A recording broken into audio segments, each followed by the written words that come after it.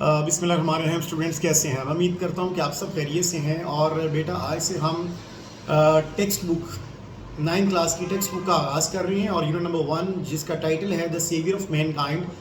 Saviour of mankind से मुराद ये है जो इंसान के लिए निजात का एक ज़रिया है। सेवियर मतलब सेव करने वाला। द सेवियर ऑफ मैनकाइंड यानी इंसानियत के लिए निजात का ज़रिया या दहिंदा।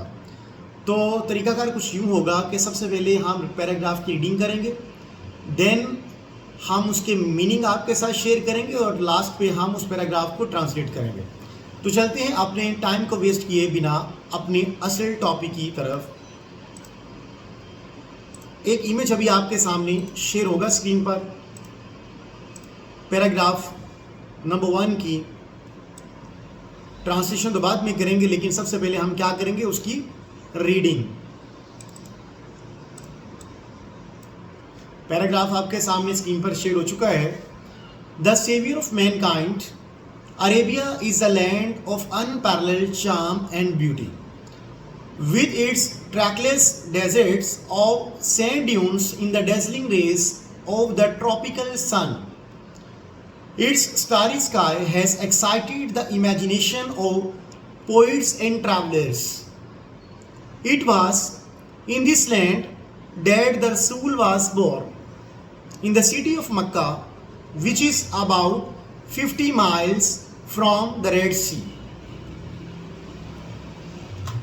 अब इस पैराग्राफ के मीनिंग्स स्क्रीन पर आपके साथ शेयर करने जा रहा हूं।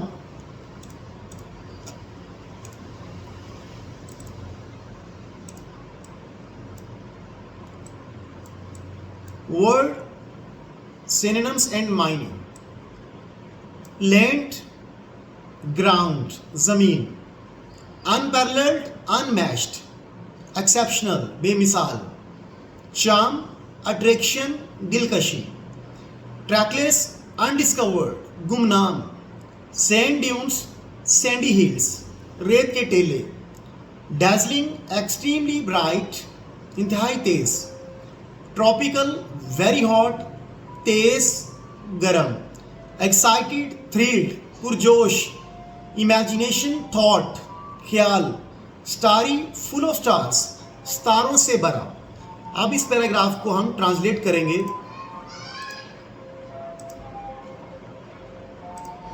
Paragraph number 1।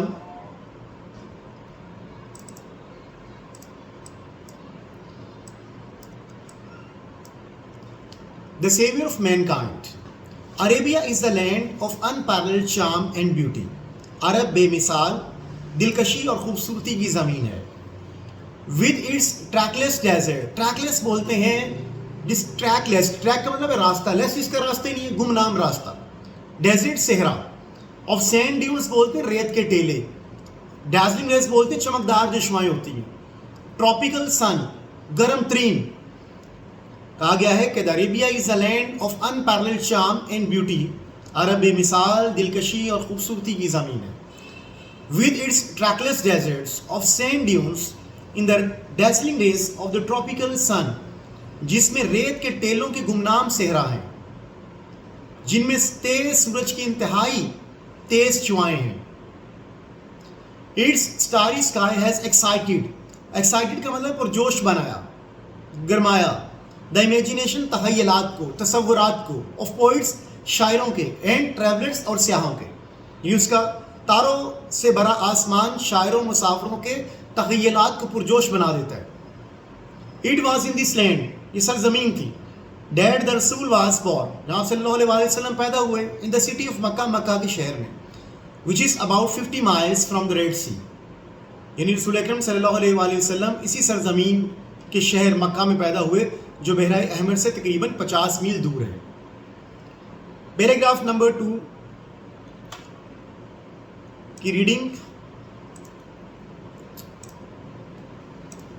पैराग्राफ नंबर 2 की रीडिंग सबसे पहले हम करेंगे, ये आपके साथ स्क्रीन पर शेयर हो चुकी है।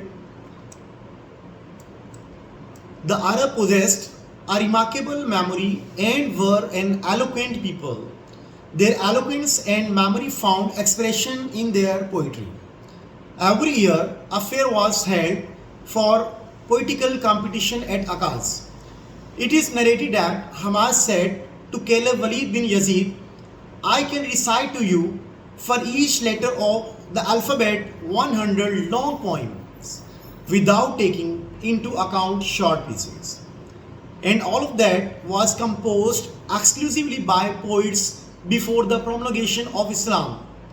It is no small wonder that Allah Almighty chose the Arabic language for His final dispensation and the preservation of His word. इनका मीनिंग्स स्क्रीन पर अभी आपको शेयर करूंगा और फोकस कीजिएगा मीनिंग्स को। Paragraph number 2,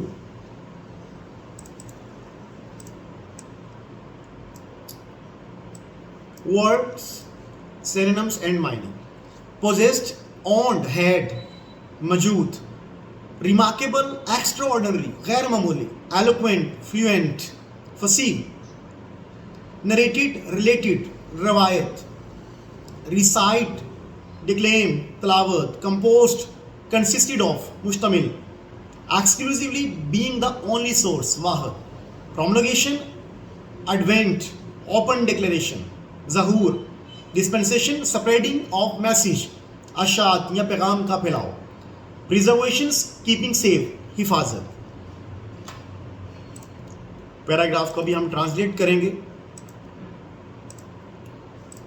paragraph number 2,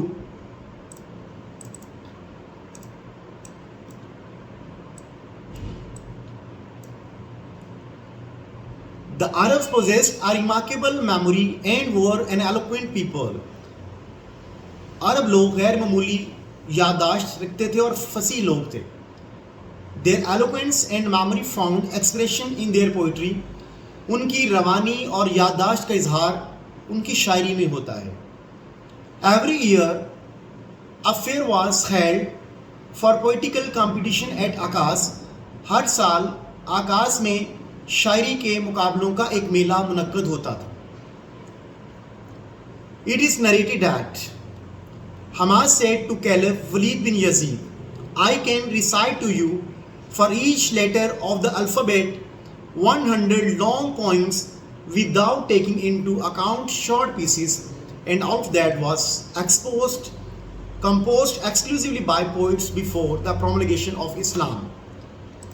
Paragraph number 1 से paragraph number 2, paragraph number 2 की ट्रांसलेट रीडिंग्स। रवायत है कि हमाद ने खलीफा वलीद बिन यजीद से कहा, मैं हरूफ तहजी के हर एक हरफ के लिए 100 तवील नज़में पढ़ सकता हूँ, उनको मुख्तर के बगैर, और ये तमाम सिर्फ इस्लाम के ज़हूर से पहले के शुरा की होंगी।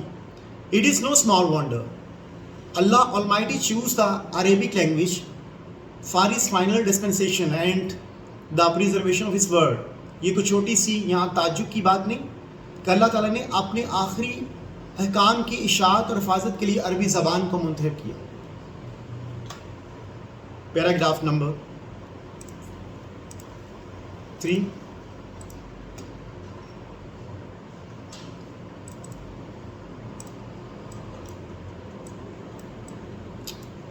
in the 5th and 6th centuries, mankind stood on the verge of chaos.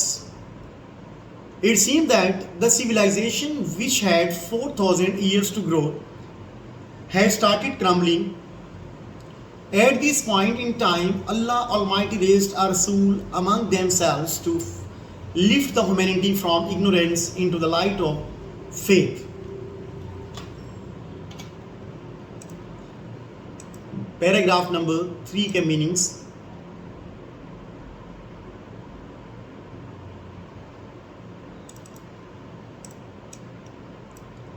वर्च एज किनारा दहाना, chaos confusion अफरा तफरी, क्रम्बलिंग ब्रेकिंग इनटू पीसेस डगमगाना टुकड़े होना, इग्नोरेंस लेक ऑफ नॉलेज जहालत, फेथ कॉन्फिडेंस ये स्ट्रॉन्ग बिलीफ अकीदा, civilization people तहजीब, ह्यूमैनिटी ऑल ह्यूमन बीइंग्स, इंसानियत।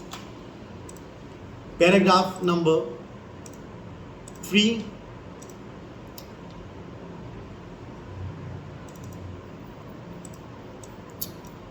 इन the 5th and 6th century, 5वीं और 6वीं सदी में mankind stood on the verge of chaos, यानी 5वीं और 6वीं सदी में बनी इंसान अफरा तफरी के दहाने पे खड़ी थी।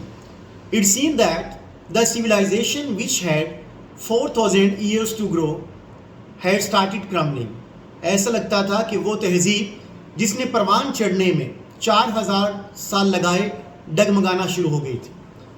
At this point in time Allah Almighty raised a rule among themselves to lift the humanity from ignorance into the light of the faith.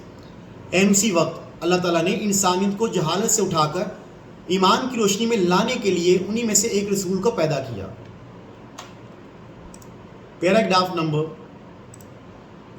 4,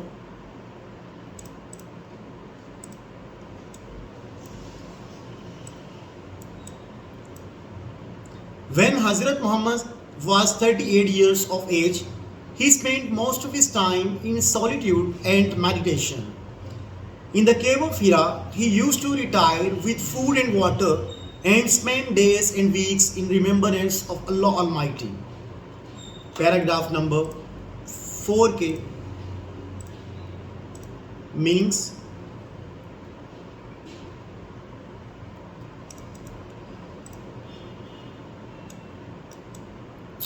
solitude, state of being, alone, अकेलापन, तन्हाई।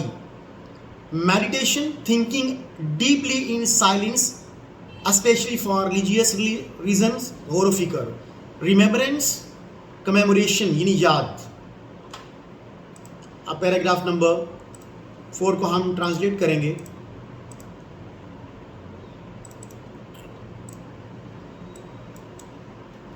When Hazrat Muhammad was 38 years of age, जब हज़रत मोहम्मद सल्लल्लाहु अलैहि वसल्लम 38 साल के थे। He spend most of his time in solitude and meditation, तो आप अपना ज़्यादातर वक्त तन्हाई और गौर व फिक्र में गुजारते थे। इन द केव ऑफ हीरा, गार हीरा में। He used to retire with food and water and spend days and weeks in remembrance of Allah almighty. वो खुराक और पानी लेकर गार हीरा में किनारा कश हो जाया करते थे और कई दिन और हफ्ते अल्लाह ताला की याद में गुजारते थे।